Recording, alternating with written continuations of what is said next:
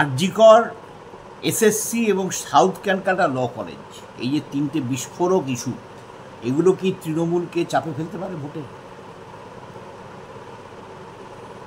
দেখুন, আমি ভোটে চাপে ফেলার, আমি বারে বারে এই কথাটা বলছি, ভোট মানুষ দিতে যায় তার অনেকগুলো ফ্যাক্টরকে বিচার করে। কিন্তু আমি এইটা বলতে পারি, আরজি করের সময় যে গণজাগরণ হয়েছিল এবং শাসকের মানে চরম আক্রমণ, আপনাদের মনে আছে যে যখন এসএফআই ডিওয়াইএফআই মহিলা সমিতি আরজি করের সামনে অবস্থান করছে, সেই সময় সেখানে আক্রমণ হয়েছিল, সেখানে মনে আছে ভাঙচুর হয়েছিল, এই ঘটনাগুলো ঘটেছিল। খেয়াল করে দেখুন 9 তারিখের ঘটনা, সেদিন মীনাক্ষী, ধ্রুব সহ ছাত্র যুব নেতারা যদি সেই গাড়িটা না আটকাতো তাহলে তো এটা চাপা পড়ে যেত। তাহলে আজকে যেভাবে কেন্দ্র সরকারের সঙ্গে সেটিং করে চাপা দেওয়ার চেষ্টা করছে, এটা প্রথমেই শেষ হয়ে যেত। খেয়াল করে দেখুন 14ই আগস্ট বাংলার নারী সমাজ ডাক দিলেন রিক্লেম দ্য নাইট। নারী সমাজের আহ্বানে সেই দিন পশ্চিমবাংলায় কত কোটি নারী পুরুষ পশ্চিমবাংলায় নেমেছিল আমরা জানি। এবং হ্যাঁ, আপাতভাবে তার জোয়ারটা কমেছে, কিন্তু এখনও ফল্গুধারা আছে, মানুষের মনের মধ্যে আছে। ফলে আরজি কর নিয়ে, আরজি করের ইস্যুতে তৃণমূল কংগ্রেসের নৃশংসতা, সরকারের অমানবিক আচরণ, আরএসএস, বিজেপি এবং কেন্দ্রীয় এজেন্সি, কেন্দ্রীয় সরকারের তৃণমূলকে ব্যাক করা, এটা মানুষের চেতনায় আছে। ল কলেজের ঘটনায় এটাও আছে মানুষের চেতনা। তাহলে এটা আছে, আরে আছে বলেই তো মানুষের মধ্যে একটা প্রতিক্রিয়া তৈরি হচ্ছে, আছে বলেই তো মানুষ লড়াই করছে, আছে বলেই তো মানুষের মধ্যে এই আজটা তৈরি হচ্ছে যে বামপন্থীরা এখনো কেন সবাইকে এক জায়গায় জড়ো করে করতে পারলো না, সময় চলে যাচ্ছে। বলে আছে। ইলেকটোরাল পলিটিক্সে আজ থেকে প্রায় 1 বছর পর কি তার ফল হবে এটা এখন থেকে অনুমান করা যায় না। তবে এটা আশা করা যায় যে পশ্চিমবাংলার মানুষ, ধরুন এই 11 সালের পর থেকে কিন্তু আমরা অনেক কিছু দেখেছি।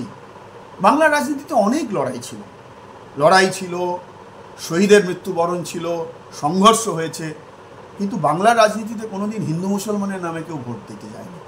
তৃণমূল, বিজেপি আর এরা দুজনা মিলে আরএসএসের যে প্রজেক্ট, বাংলার মানুষের বা বাংলার রাজনৈতিক পরিমণ্ডলের একটা বড় ক্ষেত্রকে জাতের নামে, ধর্মের নামে ভাগ করে দিয়েছে। তো এটাও তো মানুষের কিছু অভিজ্ঞতা হয়েছে, মানুষ তো বুঝতে পারছে যে আসলে ওরা এই করতে চাইছে, আসলে এরা আদানির স্বার্থ। এই যে ধরুন দেউচা পাঁচামিতে আমরা বলেছিলাম ওখানকার কয়লা উত্তোলন সম্ভব নয়। 2009 সালে পার্লামেন্টে তার রিপোর্ট আছে কোল মন্ত্রকের পক্ষ থেকে, ওরা বলল কয়লা করতে যাব।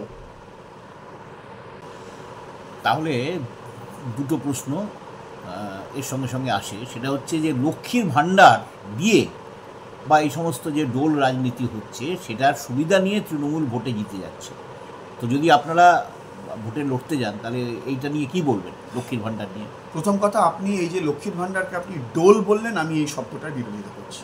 আচ্ছা, আমরা কমিউনিস্ট পার্টি মনে করি না এটা একটা ডোল শব্দের উৎপত্তি যে অর্থনীতিতে হয়েছিল, অর্থনীতি সেখান থেকে বদলে গেছে। এটা হলো সরকারের পক্ষ থেকে ডাইরেক্ট ক্যাশ ট্রান্সফার করার একটা প্রজেক্ট। এরকম অনেক প্রজেক্ট আছে এবং শুধু পশ্চিমবাংলায় না, ভারতবর্ষের বিভিন্ন রাজ্যে আছে। এবং শুধু ভারতবর্ষ কেন, গোটা পৃথিবী জুড়ে এটা আছে।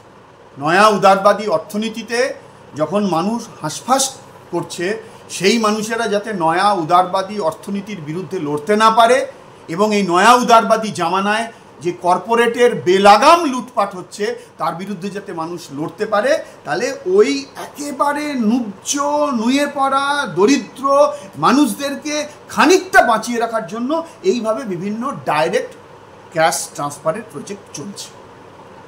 এটা এক। এবার আপনি বলছেন যে আমাদের কি ভূমিকা, মোকাবিলা কি করে করবেন? এটা প্রথম কথা হলো যে এটা তো মোকাবিলা করতে যাওয়ার জায়গা নেই। কারণ যে দরিদ্র মানুষ, যার কোনো কাজ নেই, কাম নেই, গভর্নমেন্টের ঘর থেকে তাকে অন্ততপক্ষে একটু বাঁচিয়ে রাখার জন্য তাকে কিছু আর্থিক সহায়তা দেওয়া হয়েছে, আমি কেন তার বিরোধিতা করব?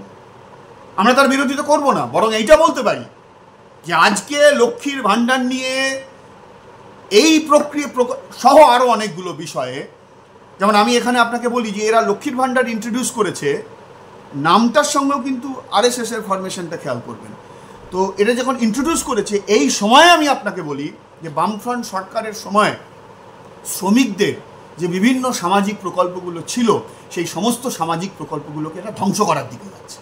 আমি আপনাকে একটা তথ্য দিই যে নির্মাণ শ্রমিকদের বামফ্রন্ট সরকারের সময় তাদের একটা মানে কি বলবো, একটা জমানো অর্থ সরকারের তহবিলে ছিল এবং সেই অর্থ দিয়ে বিভিন্ন মানে সামাজিক সুরক্ষা প্রকল্প নির্মাণ শ্রমিকদের করা হতো। আমি ঠিক এক্সাক্ট বলতে পারছি না যে 1900 কোটি টাকা না 19,000 কোটি টাকা, আমি সংখ্যাটা বলতে পারছি না। বিপুল পরিমাণ অর্থ রাজ্য সরকারের কাছে আছে।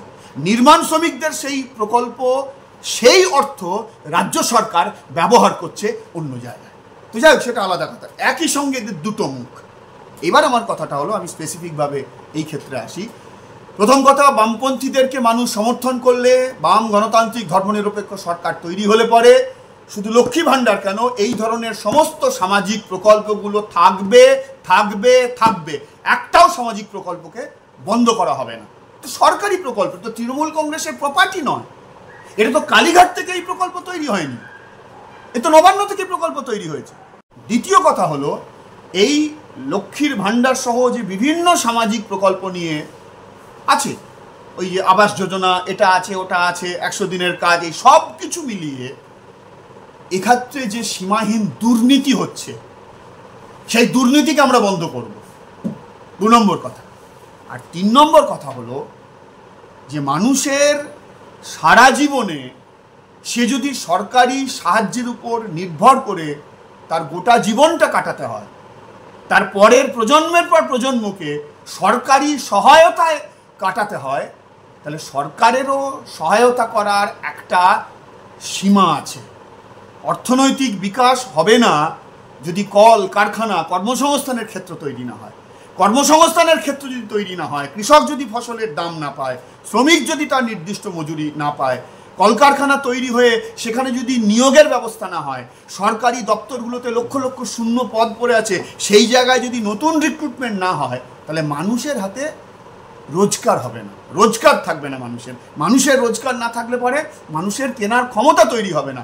কেনার ক্ষমতা তৈরি না হলে পরে বাজারটা ছোট হয়ে যাবে। বাজারটা ছোট হয়ে গেলে পরে সামগ্রিক অর্থনীতি সংকট হবে।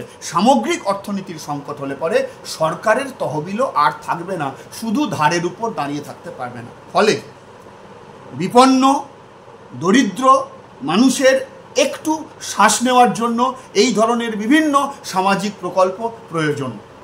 আমাদের সরকার ওই প্রকল্প চালাতো, আমরা মুড়ি মুরগিকে একদর করে দিইনি, যাদের প্রয়োজন ছিল তাদের পাশে আমরা দাঁড়িয়েছি। তাহলে মানুষ আমাদেরকে সরকার চালানোর দায়িত্ব দিলে মানুষ ঠিক করবেন, এই সব প্রকল্প থাকবে। আমি আগেই বললাম, দুর্নীতি থাকবে না।